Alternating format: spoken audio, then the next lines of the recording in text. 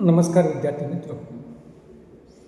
आज आपण BA तृतीय वर्षातील 6व्या सत्रामध्ये भूगोल विषयाच्या अनुषंगानं अभ्यासात येणाऱ्या साधन संपत्ती भूगोलाचा या ठिकाणी विचार करतोय. आणि मित्र हो, मागील काही तासापासून आपण या साधन संपत्ती भूगोलाचा अभ्यास आपल्या तासामध्ये या ठिकाणी करत आहोत. मागील तासामध्ये आपण साधन संपत्ती भूगोलाच्या अभ्यास पद्धती अभ्यासण्याचा प्रयत्न या ठिकाणी करत आहोत. त्यामध्ये आपण मागील तासामध्ये साधन संपत्ती भूगोलाची एक पद्धतशीर दृष्टिकोन हा अभ्यासण्याचा प्रयत्न या ठिकाणी केलेला आहे. आज आपण दुसरी जी काही पद्धत आहे, प्रादेशिक दृष्टिकोन, रिजनल अप्रोच, हा साधन संपत्ती भूगोलाच्या अभ्यासाची ही दुसरी पद्धत या ठिकाणी बघणार आहोत. मित्र हो, या पद्धतीमध्ये प्रादेशिक दृष्टिकोन या पद्धतीमध्ये राजकीय किंवा प्रशासकीय एकक म्हणून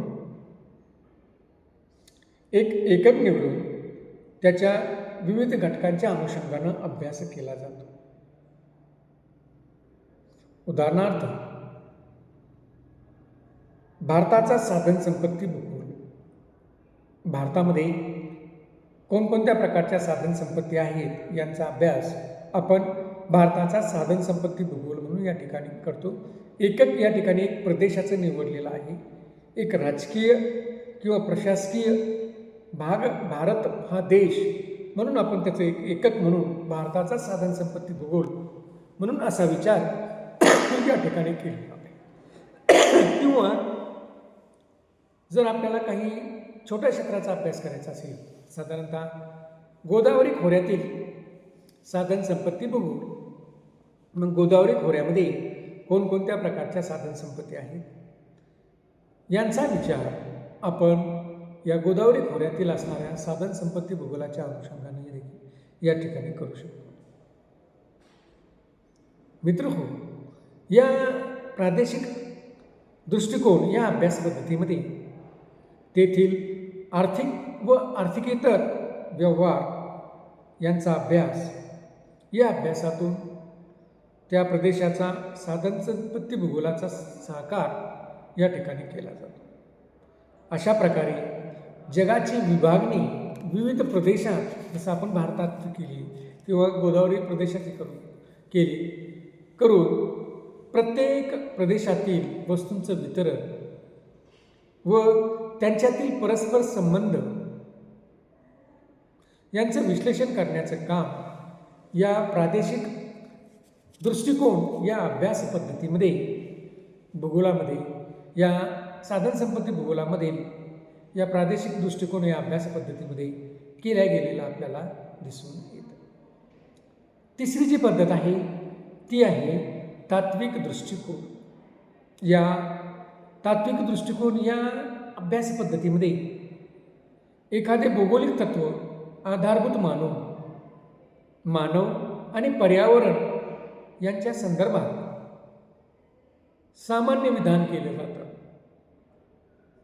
व त्या प्रदेशाचा अभ्यास केला जातो. उदाहरणार्थ, प्रदेशाची औद्योगिक प्रगती ही त्यांच्या साधन संपत्ती उपलब्धतेवर अवलंबून असते. म्हणजे एक विधान या ठिकाणी मानव किंवा पर्यावरण यांच्या संदर्भामध्ये एक विधान केलं जातं. या तात्विक दृष्टिकोनामध्ये भौगोलिक तत्व, एखादे भौगोलिक तत्व आधारभूत मानून, मग या ठिकाणी आपण साधन संपत्ती हे भौगोलिक तत्व या ठिकाणी आधारभूत मानलं आणि काय म्हटलं की औद्योगिक प्रगती जर करायची असेल तर साधन संपत्ती त्या ठिकाणी उपलब्ध असणे गरजेचं आहे. म्हणजे साधन संपत्तीवरच तेथील औद्योगिक प्रगती ही अवलंबून असते, असं आपण या ठिकाणी विधान केलेलं आहे.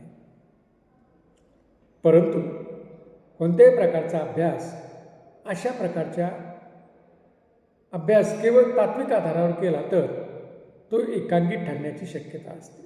कारण काय, तर आपण पाहतोय की बऱ्याच राष्ट्रांमध्ये साधन संपत्ती ही विपुल प्रमाणात आहे, कारण तो एकाकी ठरतोय. नुसतं साधन संपत्तीवरच औद्योगिक विकास अवलंबून आहे असं नाही. कारण औद्योगिक विकास जर करायचा असेल, बघा या ठिकाणी काय म्हटलंय, आपण विधान काय केलंय, तात्विक आपण तात्विक विधान केलेलं होतं की प्रदेशाची औद्योगिक प्रगती त्याच्या साधन संपत्तीच्या उपलब्धतेवर अवलंबून असते. म्हणजे प्रदेशाची जर औद्योगिक प्रगती व्हायची असेल तर तेथे साधन संपत्ती असणे आवश्यक असते. हे असं विधान आपण या ठिकाणी केलेलं आहे. परंतु बऱ्याच वेळेस आपण असं बघतो की साधन संपत्ती उपलब्ध असून देखील त्या प्रदेशाची औद्योगिक प्रगती झालेली नाही. मग याचा अर्थ असा आपल्याला या ठिकाणी करता येतो की आपण जे विधान केलं ते एकांगी होतं. एका अंगानं आपण फक्त साधन संपत्ती या अंगानंच विचार केलेला होता, परंतु साधन संपत्ती या अंगानं विचार करता येत नाही. त्याचबरोबर औद्योगिक प्रगतीसाठी इतरही काही बाबींचा विचार या ठिकाणी करावा लागतो. मग कुशल प्रकारचं असणारं मनुष्यबळ हे देखील या औद्योगिक प्रगतीसाठी महत्त्वपूर्ण ठरतं. भांडवल हे देखील या ठिकाणी औद्योगिक प्रगतीसाठी महत्त्वपूर्ण ठरतं. त्याचबरोबर या ठिकाणी असणारी ऊर्जा साधनं, की औद्योगिक प्रगती करायची असेल तर आपल्याला ऊर्जा साधनं लागतील, आणि त्या प्रदेशामध्ये जर ऊर्जा साधनं उपलब्ध नसतील, साधन संपत्ती आहे परंतु त्या साधन संपत्तीचं रूपांतर करण्यासाठी जी काही ऊर्जा साधनं ऊर्जा लागेल ती ऊर्जा साधनच त्या प्रदेशात उपलब्ध नसतील तरी देखील त्या साधन संपत्तीचा विकास करणं शक्य होत नाही. म्हणून या ठिकाणी आपण केलेलं विधान हे एकांगी स्वरूपाचं असलेलं आपल्याला दिसून येतं. म्हणून मग ते कुशल असं मनुष्यबळ असेल किंवा भांडवल असेल, कारण या बाबींचा विचार देखील आपल्याला करणं गरजेचं आहे.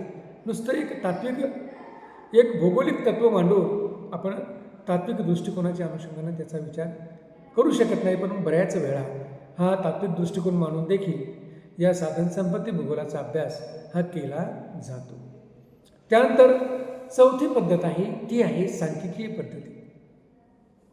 साधन संपत्ती भूगोलाचा अभ्यास करत असताना अध्ययन करत असताना सांख्यिकीय पद्धतीचा वापर या ठिकाणी केला जातो. या पद्धतीमध्ये आकड्यांच्या रूपात साधन संपत्तीची गणना करून वर्गीकरण केले जाते व नियम प्रस्थापित केले जातात. आज जगामध्ये प्रत्येक क्षेत्रात संख्याशास्त्रास फार महत्त्व आलेले आहे. कोणतीही गोष्ट संख्येच्या रूपाने सिद्ध केली जाते व ती पटकन स्वीकारली देखील जाते. ही पद्धत साधन संपत्ती भूगोलामध्ये अलीकडच्या काळामध्ये उपयोगात आणली गेली असली तरी सध्या या पद्धतीला फार महत्त्व प्राप्त झाले आहे. या अध्ययन पद्धतीमुळे साधन संपत्ती भूगोल स्वतःची अध्ययन पद्धती व सिद्धांत अधिक स्पष्ट व अचूकपणे मांडू शकला किंवा मांडू शकत आहे. या पद्धतीचा उपयोग काही वेळा मात्र करत असताना आपल्याला काही मर्यादा देखील पडलेल्या आढळून येतात. तर मित्रहो, चौथी जी काही पद्धत आहे ती आहे सांख्यिकीय पद्धत. आणि अलीकडच्या काळामध्ये आपण पाहतोय की ही सांख्यिकीय पद्धत किंवा संख्या या संख्येला अलीकडच्या काळामध्ये खूप महत्त्व प्राप्त झालेलं आहे.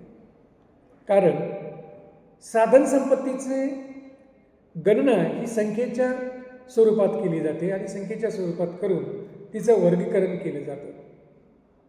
की वर्गीकरण करत असताना इथं किती प्रमाणात आहे म्हणजे ती संख्येच्या स्वरूपामध्ये व्यक्त केलं जातं की इतकं मेट्रिक टन आहे, इतकं घनमीटर त्या ठिकाणी आहे. अशा पद्धतीनं त्या ठिकाणी संख्येच्या स्वरूपामध्ये हे व्यक्त केलं जातं आणि संख्येच्या स्वरूपात व्यक्त करून ते आकडेवारी किंवा ती जी संख्या आहे ती संख्या बऱ्याच वेळेस या ठिकाणी स्वीकारली देखील जाते. आणि त्यावरून आपण पाहतोय की सध्याच्या काळामध्ये या साधनसंपत्ती भूगोलाचं अध्ययन करत असताना या संख्यात्मक असणाऱ्या पद्धतीचाच की जे संख्येच्या रूपाने व्यक्त केल्या या पद्धतीचाच वापर हा अधिक पद्धतीनं या ठिकाणी करण्यात येऊ लागलेला आहे. अलीकडे काळामध्ये जे काही भूगोलतज्ञ आहेत हे भूगोलतज्ञ मानवाच्या आणि साधनसंपत्तीच्या सर्वांगीण कल्याणासाठी या वेगळ्या अध्ययन पद्धतीचा अवलंब करीत आहे. आणि ती पद्धत म्हणजे ती पद्धत जी काही आहे ती पद्धत या सांख्यिकी तंत्राच्या क्रांतीतूनच पुढे आलेली आपल्याला दिसून येते. आणि त्यातून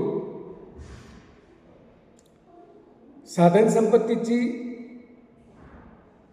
शाश्वत असा विकास साधनसंपत्तीच्या अनुषंगानं मानवाचा शाश्वत विकास हा एक नवीन अप्रोच किंवा नवीन दृष्टिकोन हा समोर येत आहे. कारण जर आपण साधनसंपत्तीचा अमर्याद असा वापर केला तर पुढील काळामध्ये येणाऱ्या मानवांसाठी ही साधनसंपत्ती शिल्लक राहणार नाही. म्हणून शाश्वत अशा प्रकारची विचारसरणी अलीकडच्या काळामध्ये या साधनसंपत्तीच्या अभ्यासाची पुढे येताना आपल्याला या ठिकाणी दिसत आहे. तर मित्रहो, अशा पद्धतीने साधनसंपत्ती भूगोलाचे हे विविध दृष्टिकोन अभ्यास पद्धती हे आपण या ठिकाणी अभ्यासलेला आहे. धन्यवाद.